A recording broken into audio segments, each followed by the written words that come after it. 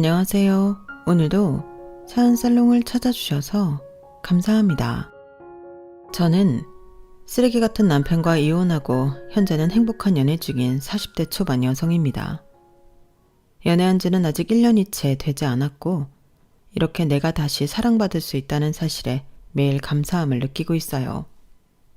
그리고 저는 이혼한 지 올해로 어느덧 4년이 넘었는데요. 저와 전 남편 사이에는 딸아이가 한 명 있어요. 때론 친구 같고 때론 아직 애기 같은 저희 딸은 제가 세상에서 가장 사랑하는 보물입니다. 이혼하면서 딸아이를 데리고 나올 때는 내가 이 아이의 몫까지 책임지고 살 수 있을까? 두려움도 있었는데요. 지금은 이 아이를 데려오지 않았다면 내 인생이 얼마나 외롭고 어두웠을지 상상조차 하고 싶지 않아요. 그러면서 떠오르는 한 사람이 있는데 그 사람은 제 전 시어머니입니다. 제가 남편이랑 이혼할 때 시어머니가 아무 쓰잘데기 없는 네 딸 데리고 나가라고 하셨거든요. 시집가면 남의 식구들 끼집에는 우리 집안에 필요 없다. 가서 성을 바꾸든 네가 데리고 나가, 네가 책임져. 이렇게 당신 손녀임에도 모질게 얘기했는데 뭐 저런 못 배워먹은 양반이 있을까? 마지막까지 진저리가 났어요. 그리고 저는 나는 굶더라도 내 새끼는 지키겠다는 마음으로 딸아이를 데리고 나왔는데요. 이쯤 얘기하면 대충 눈치를 채셨겠죠? 네, 제 전 시어머니는 그 성격이 보통이 아닌 분이셨어요. 무슨 80 먹은 옛날 어르신도 아닌데 가치관이나 사고방식이 전부 옛날 고리짝 수준이었죠. 그리고 제 이혼 사연은 다른 것도 아니고 썩을 놈의 남편의 외도였는데요. 당연히 당신 아들이 잘못한 것이 100번 1000번 맞는데도 시어머니는 혼자서만 제 탓을 하셨어요. 남자들이 밖에 나가 바람을 키우는 건 툭 까놓고 그 집 여자 때문이라고요. 집안에 들어앉은 여자가 남편한테 잘했어 봐라. 남자들이 뭐가 아쉬워서 한눈을 팔아? 그러니까 내 아들이 딴 여자한테 한눈 판 것도 전부 네 잘못이다. 네가 원인 제공한 거야. 그러니까 내 아들만 잘못했다고 할 게 아니라니까? 라고 말도 안 되는 소리를 하며 바람핀 당신 아들을 싸고 도셨는데 정말 그때는 제가 억울하고 답답해서 미쳐 돌아버릴 것만 같더군요. 그리고 저는 그놈의 더러운 집구석에 1도 미련이 남지 않아 집을 나왔는데요. 그러면서 내가 무엇 때문에 여태 참고 살았나 그 인간을 만난 순간부터 후회하게 되었어요. 저도 결혼해서 이혼까지 할 말 정말 많거든요. 남편도 나쁜 놈이지만 그런 놈을 낳고 기른 시어머니도 나쁜 사람이었어요. 제가 친정 없는 천의 고아라고 얼마나 무시하고 구박을 하셨는지 그 서름은 안 당해본 사람은 절대 모릅니다. 그래도 그때는 나 위해주는 남편이 있고 토끼 같은 새끼가 있으니 참고 살자. 참을 인을 마음의 문신처럼 새기고 살았는데요.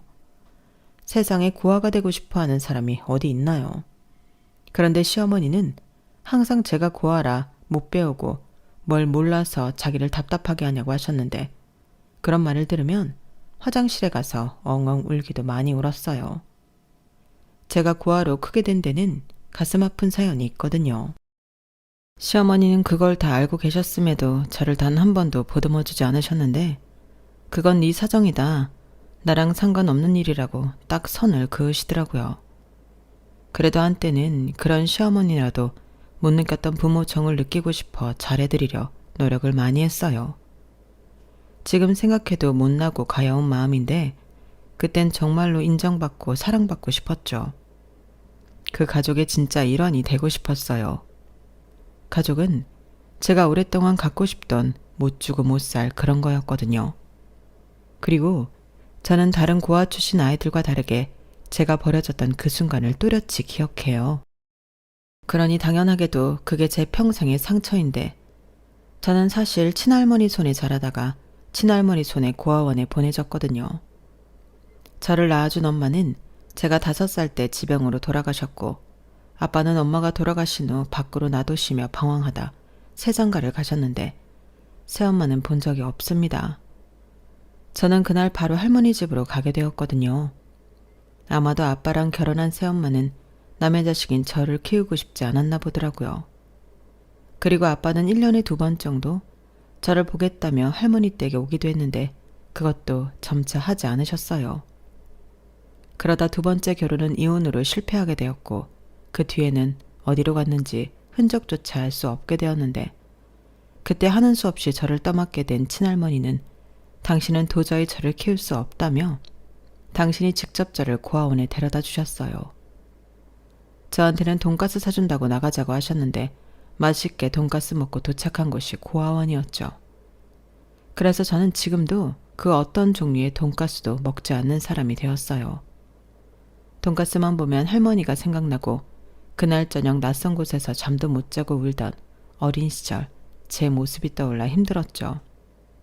그리고 할머니는 고아원 원장님께 저를 건네며 야, 애미는 병으로 죽고 야애비는 지금 어디서 살았는지 죽었는지도 모르오.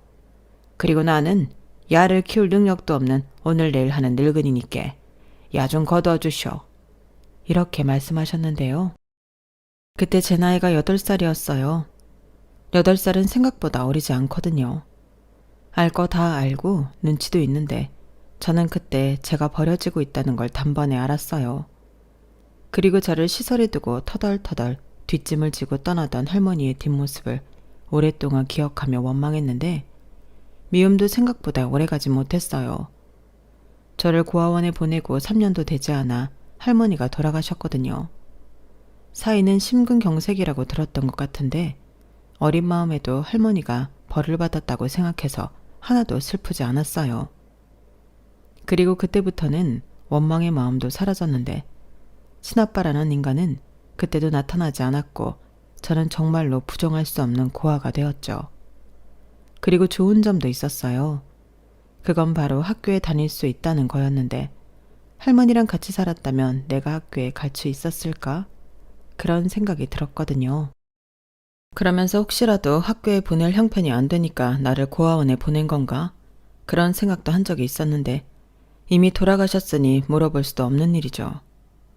그 후 저는 고아라는 딱지를 붙이고 어린아이가 감당하기엔 벅찬 서러운 인생을 살았어요. 아니, 살았다는 표현보다는 견뎠다는 표현이 더 어울릴 것 같은데 저는 저에게 주어진 박복한 운명을 살아내야만 했었죠. 그리고 어른이 되면 지금 누리지 못한 평범한 행복을 나도 꼭 누리겠다고 다짐을 하며 살았는데요. 그래서 공부도 열심히 했어요. 저랑 같은 고아원에 살던 언니 중에 공부를 엄청 잘하는 언니가 있었거든요. 그래서 그 언니만 졸졸 쫓아다니며 공부도 배우고 그 언니에게 인생을 배웠다고 해도 과언이 아니었는데요.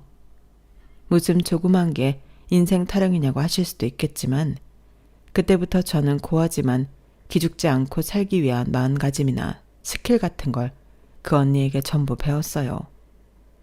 그리고 성인이 되어서도 언니의 도움을 정말 많이 받았는데 남편과 헤어지기 전에도 언니가 해준 조언 때문에 지금의 제가 있다고 해도 과언이 아닐 정도죠.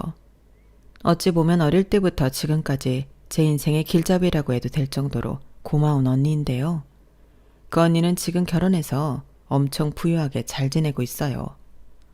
돈도 많이 벌고 언니만 바라보는 형부를 만나 딩크족으로 원하는 인생을 살고 있는데요. 그런 언니를 볼 때면 부럽다는 생각도 많이 합니다. 언니가 잘 사는 것도 부럽지만 저 자신만만한 모습이 늘 부러웠거든요. 그래서 늘 언니를 닮고 싶었는데 저 역시도 남편을 만나 사랑받으며 연애할 때는 언니가 그런 것처럼 저도 애정이 가득한 행복한 결혼 생활을 할 수 있을 거라는 기대를 했어요. 하지만 고아 며느리는 절대 보기 싫다던 시어머니의 반대가 초반부터 상당했고 저희는 한번 헤어졌다가 다시 만났죠. 저는 자신이 없어 헤어짐을 순수하게 받아들였는데 남편이 도저히 제가 아니면 어느 누구랑도 사랑하고 결혼할 수 없다고 다시 저를 찾아왔어요. 그러고는 자기 부모와 척을 두고 저만 바라보며 살겠다고 했는데 그러니 당연히 집은 발칵 뒤집어졌죠. 시어머니는 내 눈에 흙이 들어가도 절대 안 된다. 어디 여자가 없어서 고아랑 결혼을 해? 사람들이 손가락질한다.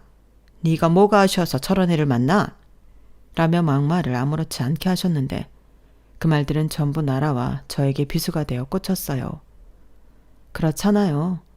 시어머니라고 하면 잠깐 보고 감내하는 걸로 끝나는 게 아니고 반평생은 봐야 하는데 저렇게나 저를 싫어하는 사람을 어떻게 감당하냐고요. 그래서 그때는 저도 최선을 다해 남편을 밀어내려 했었죠. 내가 오빠를 정말 너무 사랑하지만 저런 말을 듣고 오빠랑 결혼할 수는 없어 라고 하며 무슨 드라마 여주인공 마냥 울면서 남편에게 이별을 고했는데요. 그때 남편은 절대 그럴 수 없다며 또다시 저를 붙잡고 이렇게 말했어요. 경선아, 미안해. 근데 우리 엄마가 저러는 건 내가 그런 게 아니잖아. 나도 우리 엄마 저러는 거 이해 안 가고 정말 싫어. 근데 내가 저러는 말을 어떻게 바꾸겠어? 대신 내가 잘할게. 평생 경선이 너한테만 잘할게. 그냥 나만 보고 따라오면 안 될까? 나 우리 엄마 아빠랑 영 끊고 살 수도 있어. 그럼 만날 일도 없잖아. 그러니까 제발 헤어지자고만 하지 마. 어?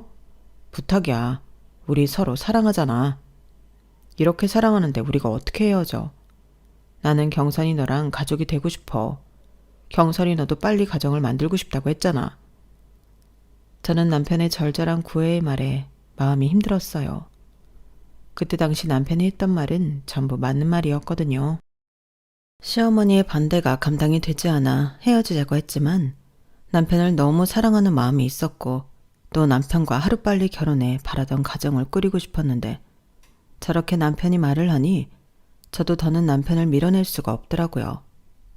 아니까짓거 남편을 믿고 따라가고 싶었어요. 자기 부모까지 버릴 생각으로 저를 선택한 남자인데 내가 아니면 누가 저 남자의 손을 잡아줄까 그런 생각도 했었죠. 그렇게 저는 어느 정도 각오는 하고 남편과 시부모님의 허락을 받기 위해 노력하는 시간을 가졌는데요. 자식 이기는 부모는 없다고 울며 겨자 먹기로 시댁에서는 저를 허락해 주셨어요. 그때는 세상을 다 가진 것처럼 행복했어요. 남편이랑 그날 종일 같이 울었는데 그 모진 말들을 하던 시어머니가 처음으로 감사하게 느껴지더라고요. 그때는 저도 뭘 모르는 순수한 마음이라 내키지 않으셨을 텐데 자기가 싫은 마음도 꺾고 얼마나 힘이 드셨을까? 내가 앞으로 정말 잘해드려야겠다 이런 생각을 했었는데요. 그러면서 동시에 이제 모든 것이 다 잘 될 거라고 생각했죠. 어려운 고비는 다 넘었다고 생각했어요. 그리고 나도 이제 누가 뭐라고 해도 남편이 있고 어머니 아버지라고 부를 가족이 생겼다며 좋아했는데 그런 마음이 있었기에 시부모님에게 인정받고 남편과 할머니 할아버지가 될 때까지 알콩달콩 살고 싶었어요. 하지만 결혼이라는 게 그리고 인생이라는 게 마음먹은 대로는 살 수가 없었고 그건 저망의 희망사항이라는 걸 금세 깨달았는데요. 막상 결혼을 하니 거기엔 기다렸다는 듯 시집살이 지옥이 저를 기다리고 있더라고요. 시어머니는 며느리 교육을 시킨다는 명분으로 걸핏하면 저를 잡고 혼을 내셨는데 그때마다 하신 말씀이 있으셨어요. 고아원에서 살아서 그런가? 어쩜 너는 할 줄 아는 게 그렇게 없냐? 하긴 네가 뭐 보고 배운 게 있었겠니? 내가 이래서 너 반대했던 거야. 이걸 어떻게 내 딸도 아니고 내가 다 가르치냐? 에휴, 내 팔자야. 살다 천하에 이 임순이가 고아 며느리를 볼 줄 누가 알았겠어? 어디 가서 말도 못해. 이렇게 말씀하셨는데 그때마다 저는 눈물바람이었죠. 너 왜 우냐? 내가 뭐 없는 소리 했어? 재수 없으니까 그만 짜. 어머니 진짜 너무하세요. 저는 뭐 고아이고 싶어서 고아원에서 살았나요? 저한테는 상처라고요. 상처 같은 소리 하네. 그래서 뭐? 멀쩡한 아들 좋다고 뺏어놓고 너 고아니까 나더러 너 배려하라는 거냐? 너 진짜 염치도 없다. 어떻게 그것까지 나한테 바래? 너 같으면 아들 뺏기고 그러고 싶겠어? 너야말로 내가 무슨 말을 하던 찍소리하면 안 되는 거야. 어디 시어머니가 말을 하는데 토를 달아? 아휴, 이래서 가정교육이 중요한 건데 이건 뭐 친정이 없으니 따질 수도 없고 내가 너한테 뭘 바라겠니? 너 똑똑히 들어라. 앞으로 나 네 시아버지가 너한테 무슨 말을 하든 너는 입 꼭 닫고 그냥 듣고만 있어. 다 할만 하니까 하는 말이고 네가 당할만 하니까 당하는 거다. 세상에 저런 말도 안 되는 억지가 또 있을까요? 아니, 애당초 저런 말을 하는 것이 잘못됐다는 자각은 있는 건지. 저는 시어머니라는 사람이 무섭기도 했지만 인간적으로 이해도 되지 않았어요. 아들 뺏겨 서운하다고 표현하기에는 그 방식이 너무 악의적이었거든요. 그래도 그때는 저녁마다 제 어깨와 다리를 주물러주며 누구보다 저를 걱정하는 남편이 있어 참을만 했는데요. 그리고 그때까진 저도 대단한 회사는 아니지만 작은 회사에 다니고 있어서 도망칠 곳이 있긴 했어요. 하지만 그것도 시어머니는 마음에 들지 않으셨는지 결혼하면 애부터 갖는 게 며느리게 해야 할 도리지. 어디서 여자가 회사를 다닌다고 설쳐? 그 알량한 직장 당장 사표 써라. 라며 잔소리를 하셨는데 그 잔소리가 얼마나 사람을 질리게 하던지 남편까지도 자기 그냥 회사 그만두면 안 돼? 엄마가 맨날 찾아와 저러시는데 밤에 잠도 못 자고 너무 힘들다. 내가 더 열심히 일할게. 자기도 이참에 좀 쉬어.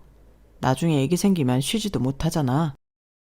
나는 우리 엄마 때문이 아니더라도 자기 회사 그만두는 거 괜찮은 것 같아. 라며 자기 엄마처럼 저더러 일을 그만두라고 했는데 양쪽에서 이러니 저도 너무 힘들었어요. 그리고 솔직히 제가 하는 일이 경력 어쩌고 따질 일도 아니었기 때문에 고집을 부린다는 것도 웃기는 것 같았고 매일 듣기 싫은 말로 괴로울 바에는 그냥 사표를 쓰자는 생각이 들더군요. 그때는 남편을 사랑하는 마음이 컸으니 남편 내조에 힘쓰는 것도 좋을 것 같았거든요. 하지만 그 역시도 시어머니에게만 좋은 일이었는데 아침부터 저녁까지 저를 불러 시집살이를 시키셨어요. 마치 내가 시댁 파출부인가 싶을 정도로 모든 집안일을 저에게 떠넘기셨는데 그때 당시 저희 신혼집은 시댁 바로 옆이었거든요. 그 집으로 말하자면 시댁에서 마련해준 신혼집이었는데 집까지 해줬다는 대단한 명분에 저는 시댁과 저희 집 문턱이 닳도록 왔다 갔다 하며 살아야 했어요. 나중엔 그냥 제가 두 집 살림을 하고 있다고 생각하는 편이 속이 편했는데 시어머니는 점점 더 그 수가 악랄해지셨죠. 반면 시아버님은 철저한 방관자였어요. 그러면서 가끔이지만 저한테 하시는 말씀이 있었는데요. 너도 시집살이 그만 당하고 싶으면 얼른 손주부터 낳아라. 그럼 네 시어머니도 지금보다는 덜하겠지.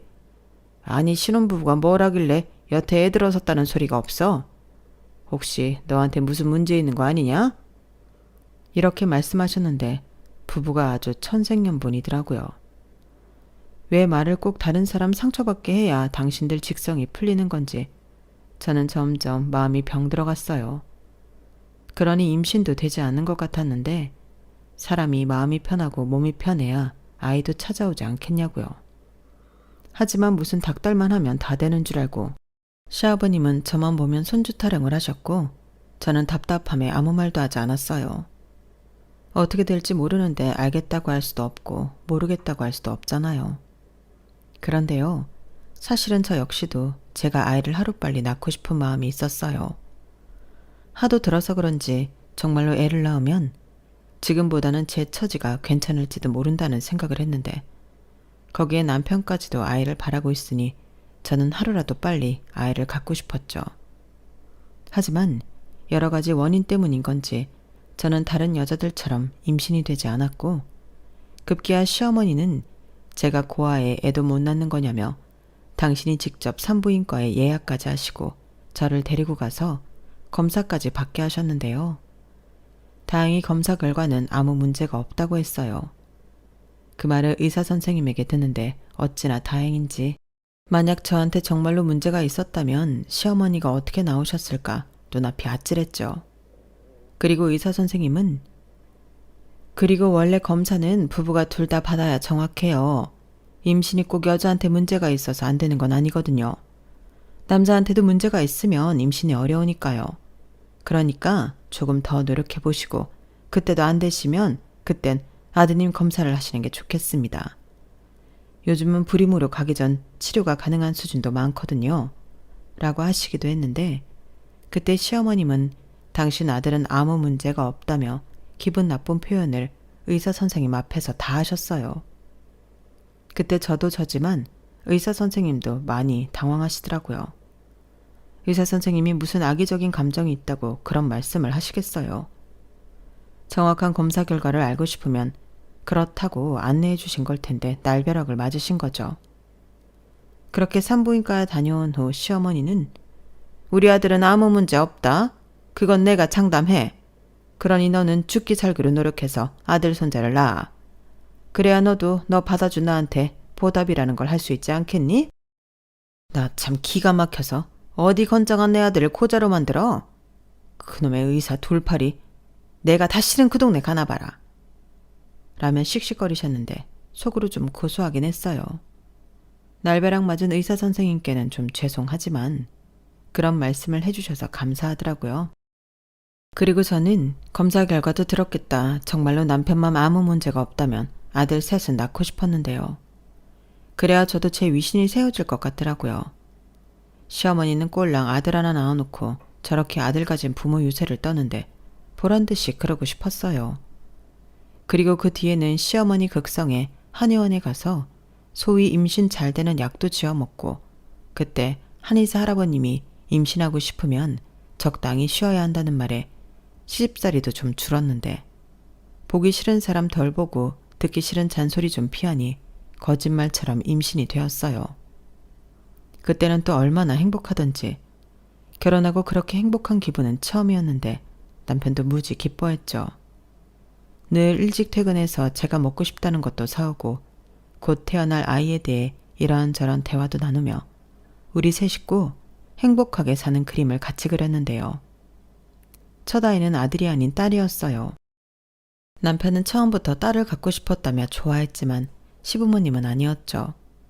그렇게 공들였는데 제가 아들 손자가 아닌 쓸모없는 기집애를 낳았다고 저를 또 죄인 취급했어요. 너 그 보약값이 얼만 줄 아니? 내가 너 기집애 낳으라고 돈 들이고 시집살이 풀어준 게 아니야. 어디 받아 처먹을 건 다 처먹고 남의 아들 뒤통수를 때릴 수가 있어? 아들을 낳았어야지. 라고 하시는데 아이 성별을 제가 정하는 것도 아닌데 도대체 왜 저러시는 건지 그때도 너무 서운했어요. 게다가 사랑과 축복 속에 태어나야 할 제 딸이 태어나자마자 저런 말을 듣는다고 생각하니 너무 미안하고 시어머니가 미웠는데요. 저도 엄마이다 보니 제 자식이 먼저였어요. 나는 당해도 내 딸은 아무리 할머니라고 해도 저런 말을 듣게 하고 싶지 않더라고요. 그리고 돌아가신 저희 할머니 생각도 났는데 이 사람들은 도대체 어떤 정신머리를 가지고 있으면 자기도 똑같은 기집애였으면서 저런 말을 할까? 저는 잔뜩 가시를 세우며 살았어요. 그땐 시집살이고 뭐고 내 새끼 가슴 아프게 하면 싸우겠다는 생각밖에는 들지 않더라고요.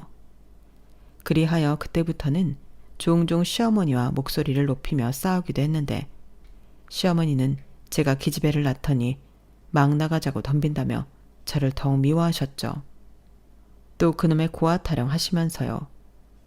그리고 그때부터는 남편도 예전 같진 않았는데 말로는 회사 일로 바쁘고 스트레스 받아 그런다고 하지만 저랑 저희 애한테 별로 관심을 갖지 않는 듯 했어요. 당연히 서운했고 때론 서운하다 표현도 했었는데 남편이 원래 그런 사람이 아니라고 생각했기에 투정도 안 부리게 되더군요. 오죽 힘들면 저럴까. 처자식 먹여 살리려고 하니 그 어깨가 무거운가 보다. 그런 생각을 하며 그 짐을 내가 좀 덜어줘야겠다는 생각을 많이 했는데 그때 고아원 시절부터 많이 의지한 언니에게 연락을 했어요.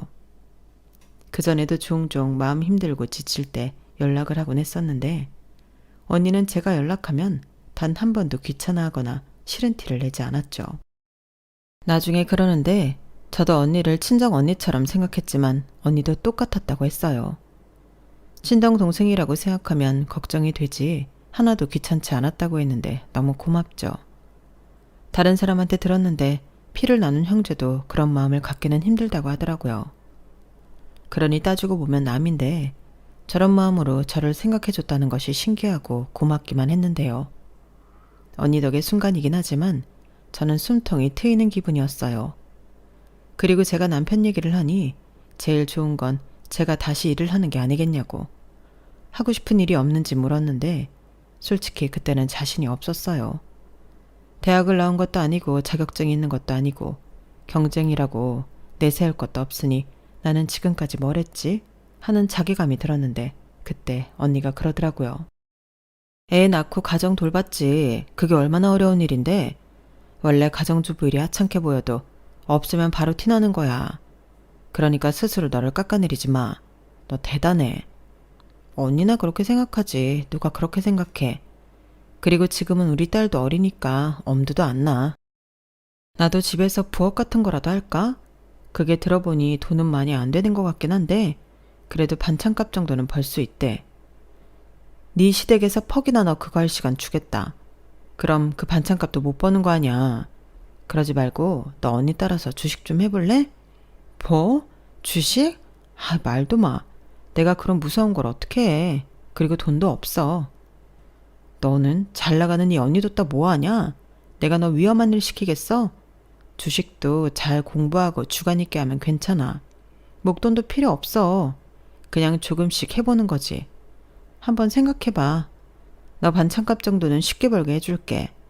언니는 반찬값보다도 너 비상금 만들라고. 언제까지 시댁 코앞에서 살 거야. 너도 네 집은 사야지. 언니가 저렇게 말하는데 솔직히 돈만 있으면 그러고 싶었어요. 반찬값이야 핑계고 당연히 저도 돈 많이 벌고 싶었죠. 그래야 우리도 남부럽지 않게 집도 사고 우리 딸 해주고 싶은 것도 다 해줄 수 있잖아요. 그래서 그 후로 저는 가뜩이나 없는 살림에서 돈을 조금씩 모으기 시작했어요. 언니 말로는 목돈까진 필요 없다고 했으니 일단 100만 원 정도만 모이면 경험 삼아 주식을 한번 해볼 생각이었는데 그래서 동네 서점에서 주식 관련 책도 사서 보고 공부를 하기 시작했죠. 모르는 건 언니한테 물어보면 되니까 공부가 재밌더라고요. 아, 언니는 그 좋은 머리로 고하지만 힘들게 대학 공부까지 마치고 펀드 매니저로 잘 나갔어요. 거기에 재무설계사인 형부를 만나 돈에 관련해서는 모르는 게 없었는데 일단 믿을 수 있는 사람에게 권유를 받은 거니 저도 주식이 점점 궁금해졌죠. 그리고 3달 바짝 모아 100만 원의 비상금을 만들었는데 저는 언니 조언을 듣고 100만 원을 분산 투자해봤어요. 어찌나 손이 덜덜 떨리던지 한순간에 100만 원이 날아가는 건 아닐까 무섭기도 했는데 언니가 그러더라고요. 최경선, 만약에 그 돈 다 날리면 언니가 10원짜리 하나 까먹지 않고 해줄 테니까 쫄지 마. 설마 내가 너한테 안 될 거 시키겠니? 네가 지금 넣은 주식은 그런 위험한 성격의 투자 회사도 아니야. 나랑 네 형부도 다 넣은 회사니까 걱정하지 말고. 이렇게 말해주는데 그제야 안심이 되었어요. 그리고 그게 시작으로 저는 공부에 취미를 붙이게 되었는데 역시 미래를 생각하면 저도 나가서 벌어야겠더라고요. 주식으로 큰 돈을 벌자 이런 생각까지는 위험한 것 같아 못하겠고 이렇게 안전하다고 하는 것에만 얼마씩 하면 좋겠다는 생각이었는데 그리하여 고민 끝에 저는 공인중개사 시험을 준비하게 되었어요. 그런데요, 이게 정말 쉽지가 않더라고요. 외울 것도 많고 공부할 것도 많았는데 어떤 때는 제가 공인중개사 시험을 준비하는 게 아니라 사법고시를 준비하는 기분이었어요. 그만큼 법이며 정책이며 공부할 것이 많았는데 그러니 당연히 시험을 봐도 결과는 좋지 않았어요. 변명을 좀 해보자면 아침에 일어나 아이 챙기고 또 낮에는 시댁에 가서 시댁일하고 시어머니한테 들들 볶이다가 저녁에는 또 와서 저녁 차리고 밀린 우리 집 일하면 금방 늦은 저녁 시간인데 저는 그제서야 공부를 했거든요. 식구들 다 잠을 자는 사이 2-3시간씩 하는 공부였는데 쉽지 않았죠. 하지만 포기할 수 없었어요. 이것만이 내가 살 돌파구라고 생각하면 놓을 수가 없었는데 남편은 괜히 헛수고하고 헛돈 쓰지 말라며 저더러 벌어다 주는 거나 잘 모으라고 하더군요. 더 이상 저 없으면 안 된다고 저만 사랑하겠다는 남자는 제 옆에 없었어요. 시댁에서 가진구박을 받는 걸 봐도 외면하는 남편이었는데 그렇게 멀어진 마음은 좀처럼 돌아오지 않더라고요. 그리고 그 즈음 제가 거울을 봐도 제 모습이 예전 같진 않았는데요. 살도 많이 쪘고 어디 나갈 일이 없으니 꾸미거나 저한테 투자하지 않으니 저는 나이에 비해 볼품없는 아줌마가 되어 있었어요. 그리고 그 모습을 보며 시어머니는 너는 도대체 하는 게 뭐야? 니네 집엔 거울도 없냐? 그 옷은 도대체 언제 산 옷이야? 걸레가 따로 없네. 너 일부러 네 남편 기죽이려고 그러고 다니냐? 뭐 하나 마음에 드는 구석이 없어. 그러니 둘째 소식이 없지. 나라도 너 같은 여자랑 밤일할 생각 안 들겠다. 라고 하셨는데 스스로 좀 비참했어요. 저라고 여자인데 망가진 제 꼴이 기분 좋을 리가 없죠. 그렇다고 벌지도 않는데 제 옷 사고 화장품 사고 관리한다고 하면 그건 또 보기가 좋으셨을까요? 아니죠. 만약 그랬다면 자기 아들 등골 빼먹는다고 저를 또 잡아먹으려 하셨을 텐데 저런 말씀을 하시다니 그냥 넘어가고 싶지 않았어요. 그래서 저도 그럼 어머니, 저도 이참에 헬스클럽 가서 살도 좀 빼고 옷도 예쁜 걸로 좀 사입고 파마도 하고 화장도 좀 해볼까요? 그럼 그이가 저 좀 예쁘게 보겠죠? 라고 능청을 떨어왔는데 말은 그렇게 해도 제 속은 속이 아니었어요.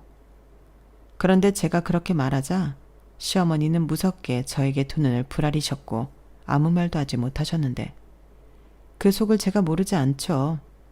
자기 아들이 번 돈을 제가 저한테 쓰는 꼴은 못 보겠다는 거였어요. 대신 더 이상 너는 네 집에 거울이 없냐는 듯 꼬라지 어쩌고 하는 말은 쏙 들어갔는데 그래도 제 안에 상처는 남았어요. 그래서 그 뒤로는 저녁도 굶고 어디 싼 옷이 있다고 하면 옷도 좀 사입고 그러면서 나름 신경을 쓰기 시작했는데 그래도 남편의 관심은 돌아오지 않더라고요. 그렇게 몇 년이 지났고 언니 말을 듣고 투자한 주식이 생각보다 수익을 잘 내고 있었는데 사실 그전에는 제 사는 게 바빠서 까먹고 있었거든요. 그런데 오랜만에 들어가서 확인한 제 자신은 제가 처음에 투자한 100만 원을 훌쩍 넘어 있었고 당장 돈이 급한 게 아니라서 그 돈을 다시 다른 곳에 일부 찾아 투자를 해봤는데 그것까지 잘 되면서 솔직히 좀 재미있었어요. 제 인생에 다른 재미가 없었는데 그건 좀 많이 재밌더라고요. 물론 그 뒤에는 손해본 것도 좀 있고 불안해서 뺐다가 그 주식이 대박이 나면서 배가 아픈 날도 있었는데 그런 경험을 쌓으며 저는 저대로 공인중개사 공부를 하고 시간을 보내다 보니 어느덧 이사할 시기가 찾아왔어요. 저희 집은 전세였는데 집 주인이 저희 시어머니랑 막역한 사이라 계속 연장해서 살았거든요. 그런데 그때는 집주인이 보증금 1,000만 원을 올려달라고 했고 이미 8년 정도 살았기 때문에 이번에는 이사를 가자고 생각했던 중이라 고민 없이 이사를 하기로 했어요. 그리고 남편은 그 보증금 시댁에 안 뺏기고 싶으면 또다시 시댁 근처로 가야 한다고 했는데요. 저라고 그 생각을 안 한 건 아니었어요. 그래서 그동안 돈도 열심히 모았고 주식도 그런 의미로 꾸준히 했던 건데 시댁에서 준 보증금이 없더라도 다른 동네에 가서 집을 구할 작정이었죠. 하지만 시어머니는 다른 동네는 절대 안 된다고 고집을 부리셨는데요. 나중엔 안 되겠다 싶은지 보증금 1,000만 원도 당신이 해주겠다 하시더군요. 너는 살림을 어떻게 하는 애길래 1,000만 원도 못 모았냐? 그래놓고 이 동네는 싫다고 다른 동네 간다고? 하이고 뭐 사글세 가서 살래? 도와줄 친정도 없으면서 그럼 알뜰살뜰 살기라도 해야지 라고 싫은 티를 팍팍 내셨는데 누가 1,000만 원도 못 모았다고 하는 건지 저는 피식 코웃음이 나왔어요. 그러자 너 지금 나 비웃냐? 너도 염치가 있으면 그 입으로 어디 한번 말해봐. 내 아들 돈 어디다 갖다 썼어? 너 공부한다고 설친다고 하던데 혹시 거기 갖다 썼냐? 라고 화살을 제 공부에 돌렸는데 너무 어이가 없었죠. 저는 남편이랑 살면서 생활비를 받았었지 남편의 돈을 제가 관리한 적은 없었거든요. 그나마 제가 생활비 쪽에서 주식하고 모으고 그래서 돈을 좀 만들었는데 저런 말을 들으니 좀 억울했어요. 그래서 말했죠. 어머니, 저도 생활비 받아 쓰는 입장이지 애비 월급 만져본 적 없어요. 그 돈 다 썼으면 제가 쓴 게 아니고 애비가 썼죠. 어머니가 한번 물어보실래요? 돈 벌어서 어디다 썼냐고. 저는 못 물어보겠더라고요. 내가 번 돈인데 네가 뭔데 간섭하냐고 할까 봐요. 그래도 어머니한테는 착한 아들이니까 어머님이 물어보시면 대답해 주지 않겠어요? 요즘은 차 바꾼다고 정신이 딴 데 팔렸던데요. 그것도 좀 어머님이 뭐라고 혼 좀 내주세요. 라고 했는데요. 시어머니 얼굴이 순식간에 금방 터져버릴 풍선처럼 달아오르더라고요. 그리고 그제서야 지집 일은 지가 알아서 하라고 이사 가고 싶으면 가라고 하셨는데 저는 그동안 주식으로 본 돈을 모두 회수하고 적금도 해약해 집을 사기로 했어요. 그러자 남편이 깜짝 놀라더라고요. 집을 사자고? 돈이 어디서 나서? 이렇게 저를 보며 눈을 동그랗게 떴는데 저는 제가 알뜰살뜰 모았고 언니 도움받아 돈을 불리기도 했다고 있는 사실을 전부 얘기해줬어요. 그러자 또 그건 기분이 좋았는지 지가 차 산다고 가지고 있던 돈도 전부 내놓아서 저희는 1억 대출받고 그때 당시 2억이 조금 넘는 9억 아파트로 이사를 갔는데 명의는 공동명의로 했죠. 저도 부동산 공부를 계속했기 때문에 호락호락하지 않았거든요. 집도 얼마나 꼼꼼히 봤는지 그때 당시 중개를 해주던 공인중개사 아주머니가 혀를 내둘렀는데 나중에 그러셨어요. 공인중개사 합격하면 나랑 같이 일합시다. 아주 못 말리겠네. 꼭 합격해서 연락해요. 이렇게 말할 정도로 저는 매매하는 집을 신중하게 골랐어요. 거품은 없는지 동네는 전망이 있는지 아파트다 보니 아무리 9억이라도 집값이 오를 수 있는지 이모저모 다 살폈는데 그래서 평수는 살짝 아쉬워도 저희 형편과 실정에 맞춰서 매매를 진행했어요. 그런데 시어머니는 뭐? 공동명의? 아주 웃기고 있네. 네가 무슨 돈을 벌었다고 거기에 네 이름을 얹혀. 됐고 좋게 말할 때 네 이름은 빼라. 어디 여자가 재수없게?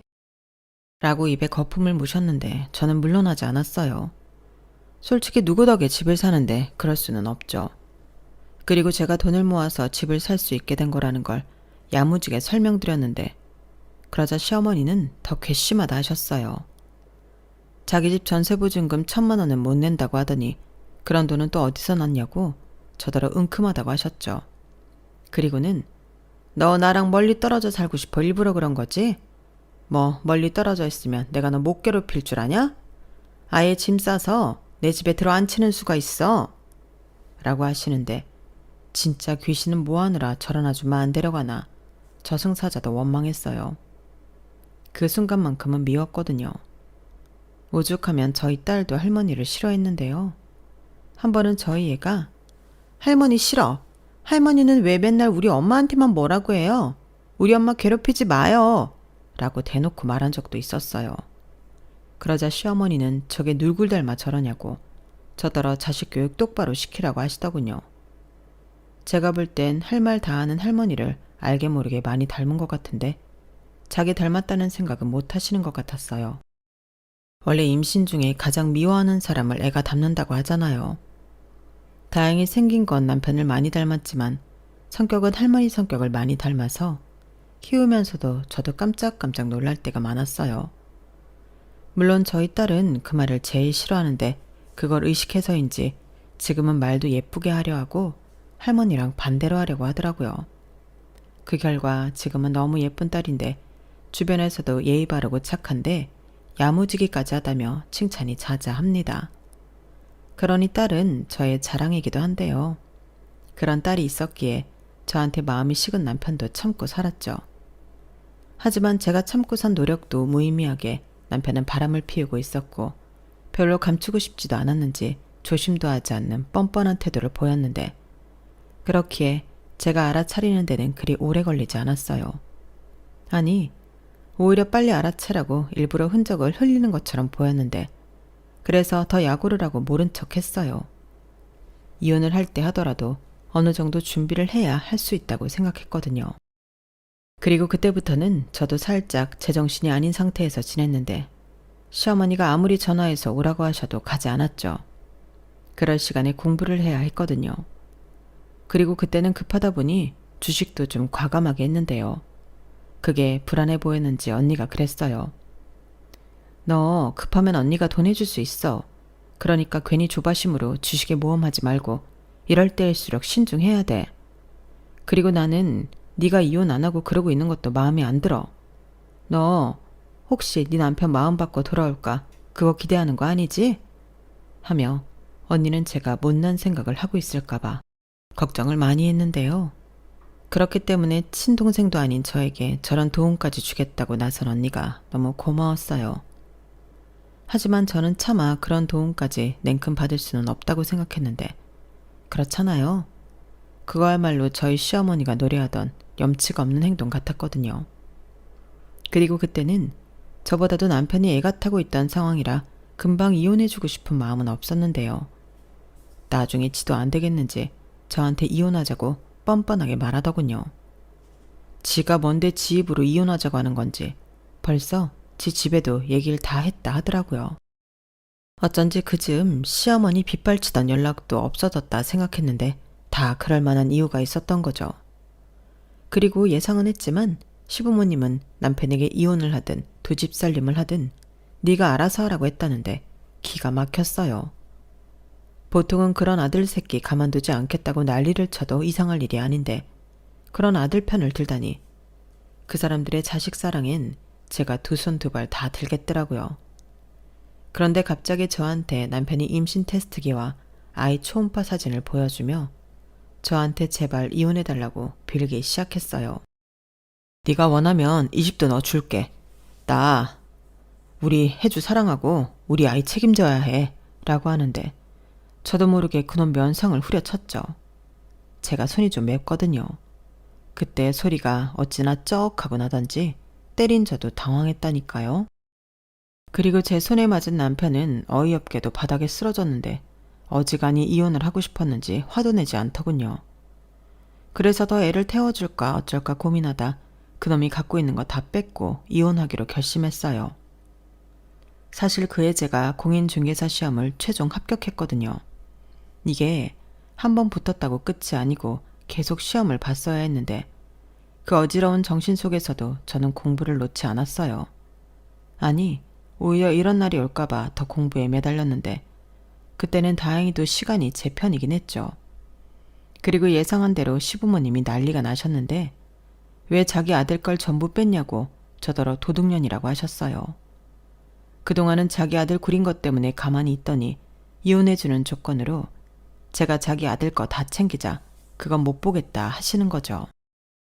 그러면서 자기 아들 바람난 건 전부 제 탓이라고 저한테도 잘못이 있으니 쌍방이라며 저더러 결혼할 때 가지고 온 거 없으니 몸만 나가라고 하는데 제가 미쳤나요? 그동안 당신들 시집살이 참고 없는 살림에 이만큼 살림도 넓혀놨는데 누구 좋으라고 그러겠냐고요. 그래서 이미 당신 아들이랑 얘기 다 끝냈고 새 며느리 뱃속에 있는 손주 생각해서 나한테는 그만 좀 하시라고 계속 이러면 시댁 스트레스 때문에 힘들었다고 위자료 소송도 하겠다 엄포를 놓으니 시어머니 눈이 뒤집혔어요.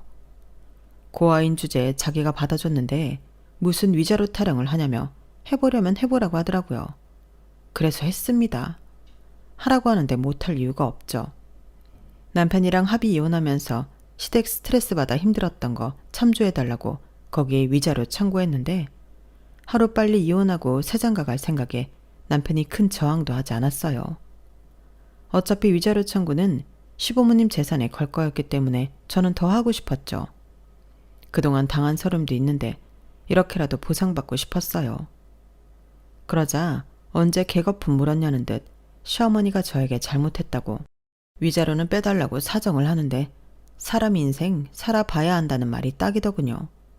제가 시어머니한테 잘못했다는 소리를 다 듣다니 기분이 이상했어요. 나쁘진 않았죠. 하지만 생각한 만큼 좋지도 않았는데요. 그렇다고 애써 받을 수 있는 돈을 포기하고 싶진 않았어요.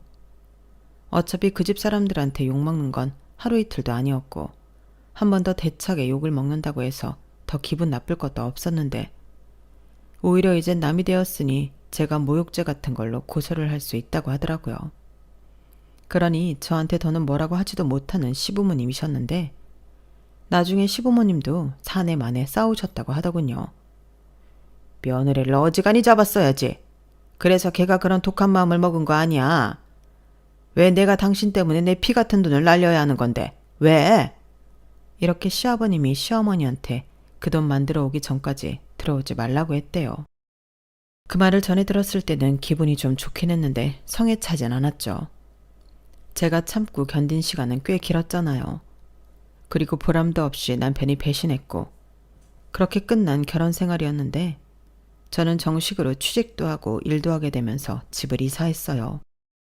제가 그 집을 매매할 당시 투자 가치가 있었기 때문에 팔 때 이익을 제법 많이 봤거든요. 그리고 위험을 감수하고 한 투자도 더 시간을 끌면 불안했기 때문에 그것도 다 정리해서 돈을 합치니 5억 정도가 되더군요. 저는 언니와 형부 집 근처에 해약된 신축 아파트를 금매로 잡았어요. 그것도 어찌하다 보니 일하다 알게 되어 얼른 잡았는데 지금 생각해보면 첫 집도 그렇고 제가 공부한 것이 도움이 많이 되었더라고요. 그렇게 저는 전에는 상상할 수도 없는 생활을 하기 시작했는데 다행히 딸은 이러한 상황을 잘 받아줬어요. 아니, 어쩌면 딸이 더 바랬을 수도 있는데 앞서 언급했지만 시어머님이 제가 이혼해주는 조건으로 남편 재산을 다 뺐자 그것들은 다 두고 너는 쓸모없는 네 딸이나 데려가라고 아이 가슴에 대못을 박았거든요. 그러니 아무리 친할머니라도 아이가 그런 할머니를 용서할 리가 없었고 저랑 딸은 우리끼리 재미나게 잘 살자고 한마음 한뜻으로 서로 더 애틋하게 살았어요. 도움이 필요하면 근처에 사는 언니와 형부에게 부탁했는데 두 사람은 아이가 없다 보니 항상 제 부탁을 흔쾌히 들어주었죠. 가끔은 조카를 보고 있으면 아이 생각도 좀 든다며 어디 좋은데 여행 갈 때는 저는 못 가도 저희 딸은 데려가곤 했는데요. 너무 고마웠어요. 딸은 그런 이모와 삼촌 덕에 해외여행도 다니고 이런저런 경험도 하고 와서 저에게 신나서 얘기해주곤 했는데 딸의 활짝 핀 얼굴을 보고 있으면 저도 그렇게 좋을 수가 없더라고요. 그래서 저도 가끔은 언니와 형부에게 통 큰 선물도 하며 참 잘 지냈는데요. 일하는 재미도 있고 제 주변이 몰라보게 전부 업그레이드 되다 보니 거짓말처럼 남편 생각은 잘하지 않았어요.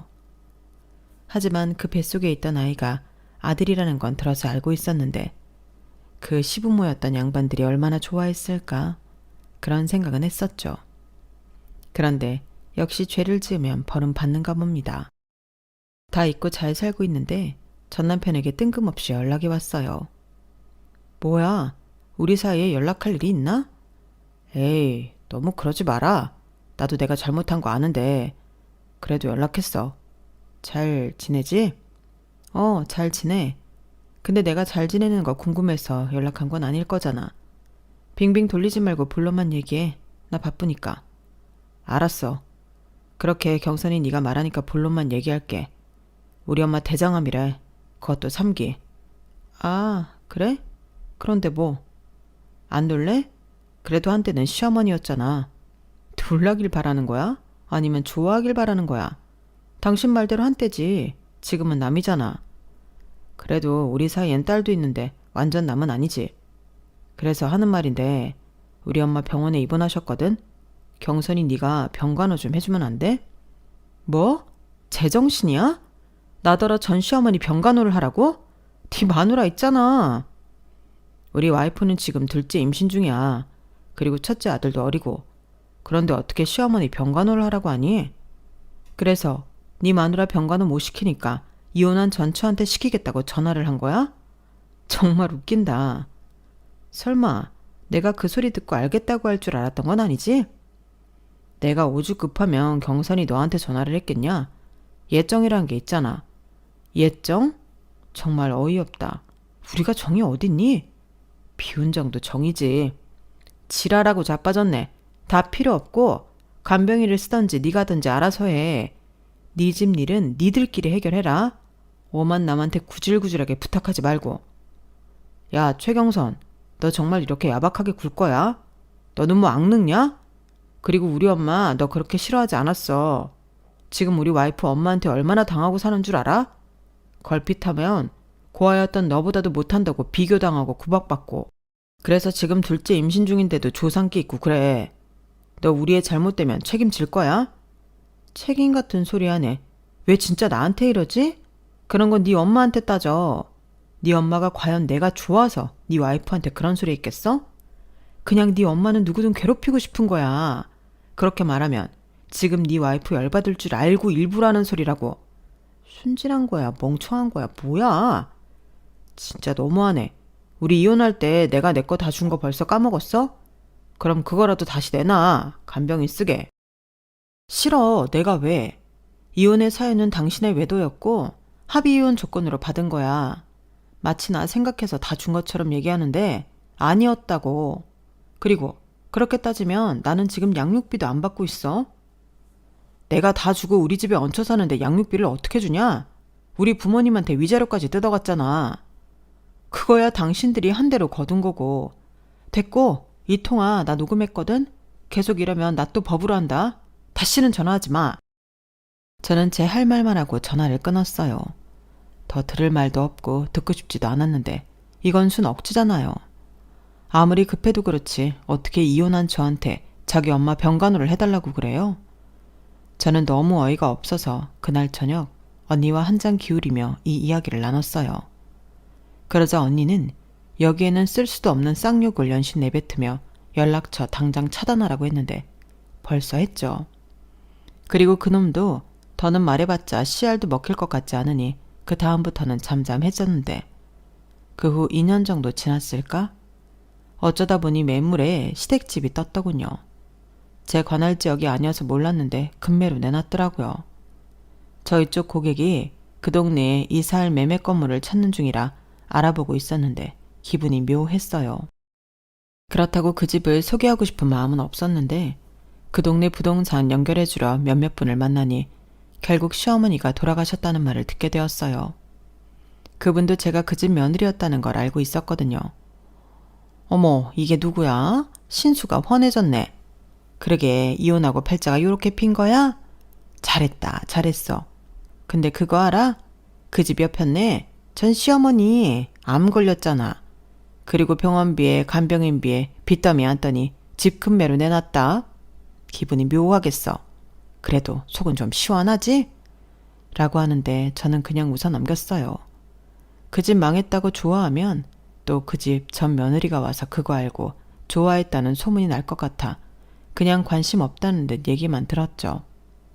그리고 저희 쪽 손님 인계해드리고 저는 더 이상 그 동네에 가지 않았는데요. 금매로 내놓을 정도면 뭐 그 집은 어떻게 되었는지 뻔하다고 생각했어요. 그러면서 이혼하길 잘했지. 만약에 그놈이 나중에 마음 고쳐먹고 이혼하지 말자고 했으면 내가 그 병간호 다 하고 내가 번 돈까지 그 밑으로 다 들어갔을 거잖아요. 그 생각만 하면 온몸에 소름이 돋는데 저는 어떻게 그 인간들 잊고 살자 마음 먹었죠.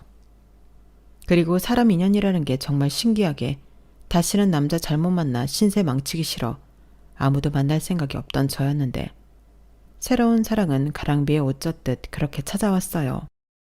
처음엔 제 고객이었는데 부동산에 관심이 있는 사람이라 자주 만나게 되면서 친해지게 되었거든요.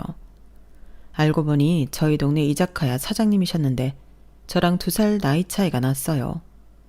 그리고 일본에 가서 음식 공부하고 또 한국에 돌아와 일만 해서 제대로 된 연애도 못하고 결혼도 못하고 있었는데 그냥 처음엔 동네 친구로 지내자 하더라고요. 그때는 굳이 동네 친구가 필요한가 싶어 좋다고 하진 않았는데 커피 한 잔이 밥 한 끼가 되고 밥 한 끼가 또 술 한 잔이 되면서 오랜만에 누굴 만나 즐겁다는 생각을 하게 되었어요. 그리고 가장 그 남자에게 끌렸던 건 사람이 진실되고 성실하다는 거였는데요.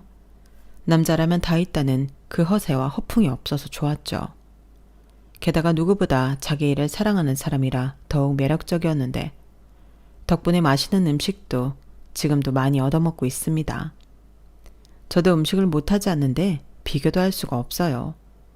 그리고 돈 생기면 부동산에 투자하고 다른 동네 건물엔 임대업도 하고 있다고 하는데 저희 사장님이 그러더라고요. 알짜 부자야. 최 시장 잡아. 둘이 엄청 잘 어울려.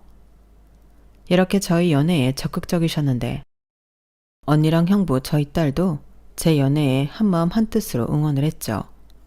그 결과 많은 사람들의 바람으로 오랜만에 연애를 하는 저인데요. 매일이 아주 행복합니다.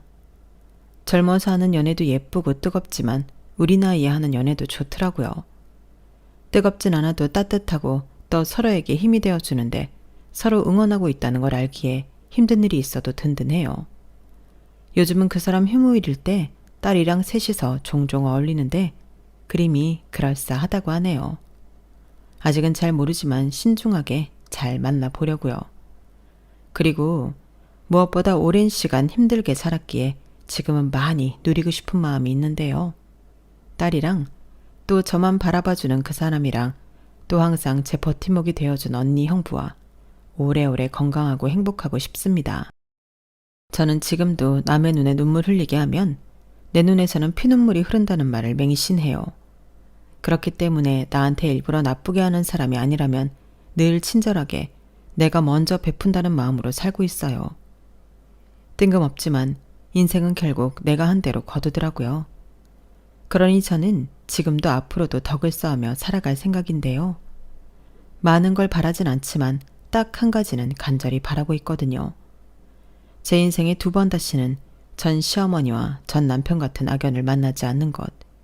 부디 그 바람은 꼭 이루어 주셨으면 좋겠습니다. 이상 참 굴곡 많은 제 결혼과 이혼 이야기였어요.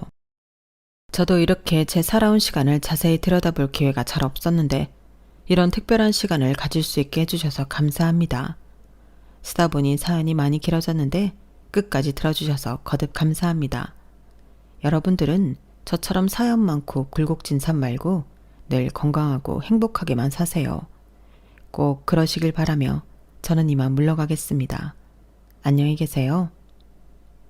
여러분, 사연 댓글에 응원과 현명한 조언 부탁드려요. 좋아요와 구독은 저에게 큰 힘이 됩니다. 오늘도 좋은 일 가득하세요.